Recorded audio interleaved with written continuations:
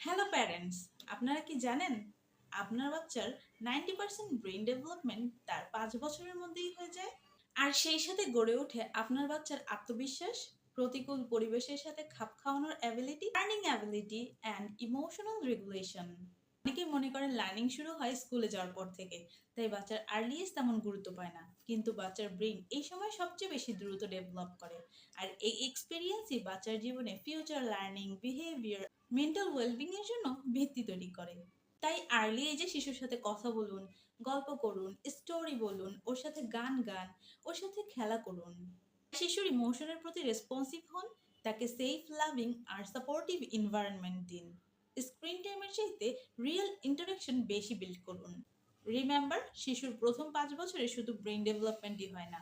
এই সময় বাচ্চা curious, confident, resilient and emotionally strong মানুষ হিসেবে ফাউন্ডেশন তৈরি করে।